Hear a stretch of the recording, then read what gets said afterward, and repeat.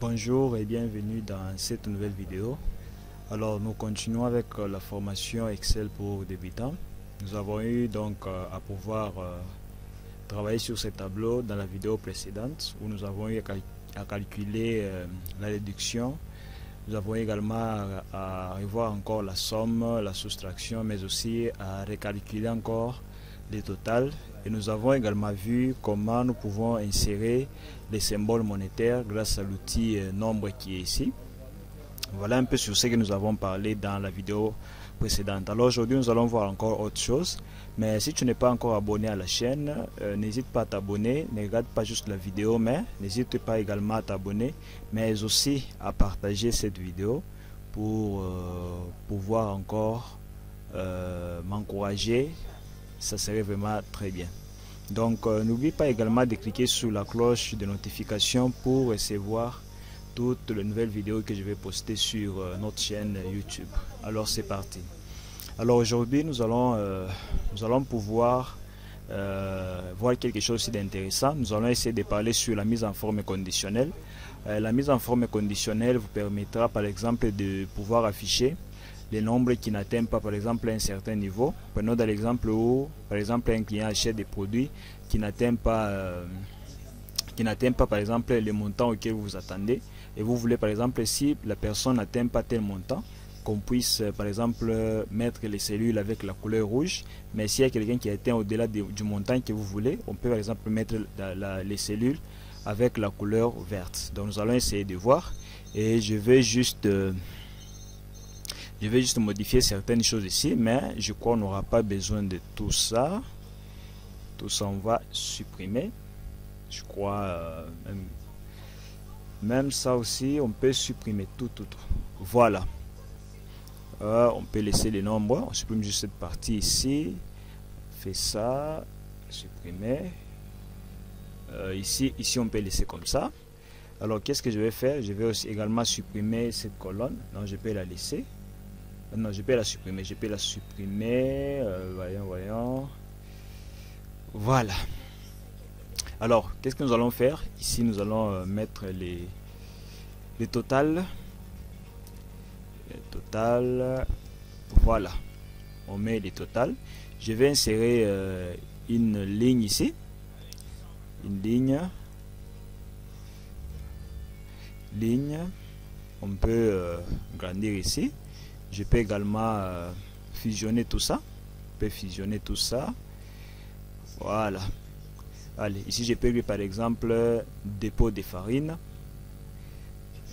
Dépôt de farine. Voilà. Je vais essayer un peu de faire les mises en forme. Je mets ça au centre. J'agrandis un peu là. Je peux également colorer ça. Je vais mettre quelle couleur? C'est pas. Voilà. Donc les mises en forme que nous faisons, ça peut également vous aider lorsque vous faites vos tableaux. Ça peut vraiment vous aider. Allez, voilà. Ok. Oh. Voilà. Alors imaginons nous sommes dans un dépôt de farine. Ou par exemple si un client achète tel montant, disons tel nombre de sacs de farine, et bien s'il atteint un montant auquel on s'y attend, nous voudrons voir ces colonnes où il y a le montant, qui est par exemple la couleur verte. Mais s'il y a quelqu'un qui n'atteint pas les montants auxquels nous nous y attendons, nous voudrons que ces colonnes soient avec une couleur rouge. C'est l'importance donc de la mise en forme que nous allons pouvoir utiliser ici. Alors ici, je vais écrire nom du client. Au lieu d'article, je vais écrire nom du client. Allez, nom du client, voilà. Ici, je vais modifier nombre de sacs, au lieu d'écrire nombre tout court. Allez, nombre de sacs.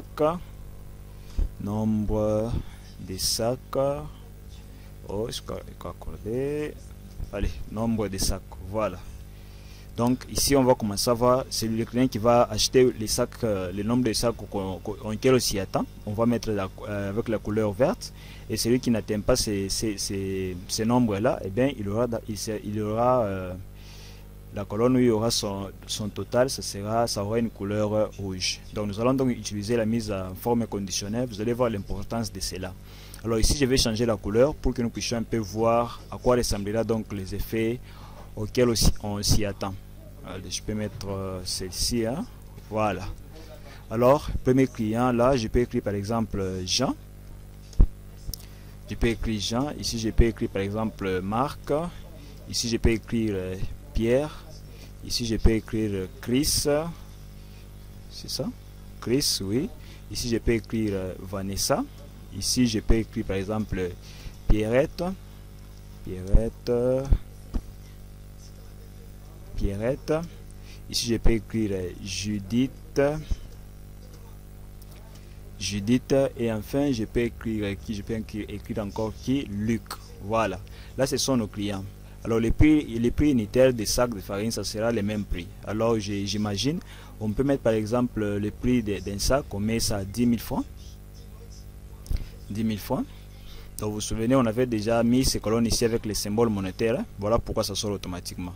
Alors au lieu d'écrire partout ici 10 000 francs, 10 000 francs, 10 000 francs, ça sera inutile. Je vais juste quoi? Copier. Pour copier, je fais quoi? Je mets juste les curseurs de ma souris au coin droit de ma colonne ici en bas.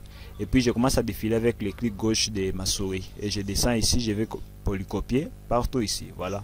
Donc ça fait 10 000 partout. Pour dire le prix unitaire d'un sac, c'est 10 000 francs. Voilà. Et on va ajouter ici un prix unitaire d'un sac. Voilà, il faut préciser. Voilà, prix unitaire. Et ici on va mettre les nombres. Donc les nombres là, je mets par exemple ici 10. Ici je mets, je peux mettre combien là? Ici je mets 40. Ici je mets 15. Ici je mets 7. Ici je mets 11. Ici je mets 50. Ici je mets 13 et enfin ici je mets 15. Alors ici on va juste appliquer la formule, hein. Je vais faire égal pour trouver le total. Donc on fera égal, je prendrai ces nombres multipliés par le nombre des sacs. Je fais égal. Donc on prend le prix unitaire fois le nombre de sacs qu'il va acheter. Et je vais juste défiler. Je vous ai expliqué comment vous pouvez défiler une formule dans les colonnes restantes. Voilà. Donc le total ici, ça ne sera pas le total qu'un client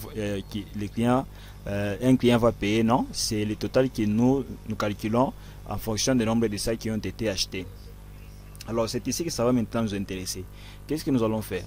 Nous allons faire à ce que tout celui qui va payer au-delà de 200 000 francs, eh bien nous voudrons qu'on puisse déjà voir, la colonne ayant la couleur verte. Donc on va mettre la colonne avec la couleur verte lorsque un client paye au-delà de 20 000 et au-delà de 100 000, voulais-je dire. S'il paye au-delà de 200 000, sa colonne aura la couleur verte, mais s'il paye en dessous de 200 000, on aura donc sa colonne aura la couleur rouge. Donc nous allons voir un peu ce que nous allons faire avec la mise en forme conditionnelle.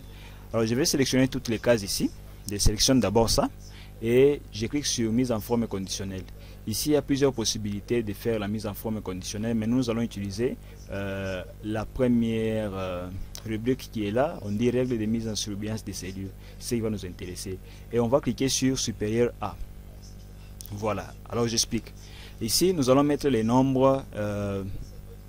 Donc le nombre dont nous avons parlé de 200 000 francs. Donc si le montant est supérieur à 200 000 francs, on va mettre la colonne en surbrillance verte. Et nous allons essayer de modifier la couleur qui doit être mise là-bas. Alors je vais déjà écrire ici. Je vais mettre ici 200 000. Voilà, 200 000. Et je vais choisir une couleur. Vous pouvez laisser la couleur par défaut. Par défaut, la couleur c'est rouge. C'est pourquoi vous voyez les écrits ici sont en rouge. Mais nous allons nous intéresser à la couleur de la cellule. Il faut que la cellule ait la couleur verte. Alors je vais descendre à format personnalisé ici. Je descends là.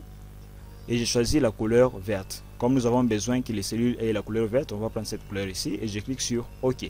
Et quand je clique sur OK, directement vous voyez ici, on m'affiche déjà les cellules qui auront la couleur verte. Parce que si on regarde de 400 000, c'est supérieur à 200 000. Si on regarde de 500 000, c'est supérieur à 200 000. Donc vous voyez, ça fonctionne très bien. Et là, je peux cliquer sur OK. Je vais encore mettre la deuxième condition pour dire, alors ceux qui n'ont pas payé, je sélectionne toutes les cellules. Je dis ceux qui ont payé en dessous des 200 000, alors que leur colonne est la couleur rouge. Et je sélectionne toutes les cellules qui sont ici. Voilà. Et je rentre encore là. Là, je vais choisir l'autre règle. Au lieu de prendre supérieur, je ne prendrai pas ça, je prendrai plutôt inférieur. Je clique sur inférieur et je dis si un client paye inférieur à 200 000, alors je me parle dans format personnalisé. Alors je choisis la couleur rouge. Donc je voudrais que les gens qui ont payé en dessous de 200 000, que leur colonne puisse s'afficher dans la couleur rouge. Donc ils puissent afficher la couleur rouge. Et là je clique sur quoi? Sur OK. Et je fais ici aussi OK. Alors vous voyez, ça fonctionne bien. Donc là il n'y a que 2 clients qui ont respecté, qui ont répondu à nos attentes. Il y a Marc et Pierrette. Donc voilà. Donc vous voyez un peu l'avantage de la mise en forme conditionnelle. Vous pouvez avoir un très grand tableau au lieu que vous puissiez avoir beaucoup de travail en cherchant qui a payé, au-delà du montant auquel nous attendons. Au lieu de commencer à chercher, vous pouvez faire la mise en forme conditionnelle et vous allez pouvoir détecter facilement tous ceux qui ont payé le montant auquel vous vous y attendez. Donc vous voyez un peu l'avantage ou l'importance de la mise en forme conditionnelle. Et ici par exemple, si je change le nombre ici, si je change le nombre au lieu de 10, je peux mettre par exemple 15, non, mettons 20. Si je mets 15, ça ne va pas marcher. Mettons par exemple 20. Là vous voyez, j'ai pas mis les gales, hein. Attendez, si je mets 21 pour bien vérifier. Voilà. Donc vous voyez, ça vient de changer. Auparavant, quand j'avais mis ici 10, c'était en rouge. Quand je mets 10, ça change, ça met déjà en rouge. C'est pour dire qu'il n'a pas atteint les montants. Mais si je mets par exemple 22, et bien vous voyez, ça change. Si également je mets pour les clients Chris, je mets aussi par exemple 33. Vous voyez, ça change automatiquement. Donc vous voyez un peu la puissance de la mise en forme, à quoi ça aide. Ça va beaucoup vous aider si vous travaillez sur des tableaux où vous voulez détecter les gens qui n'ont pas par exemple atteint les montants que vous voulez. Donc c'est vraiment simple. Si vous suivez toutes les étapes, vous allez bien comprendre et bien faire la mise en forme de tous vos tableaux en Excel. Alors, j'espère que la vidéo t'a fait plaisir et que tu ne vas pas hésiter à t'abonner à notre chaîne, mais aussi de partager un maximum cette vidéo pourvu que les gens aussi s'abonnent à notre chaîne afin que nous puissions continuer à produire des contenus qui vont vous intéresser vraiment. On se dit ciao et à la prochaine.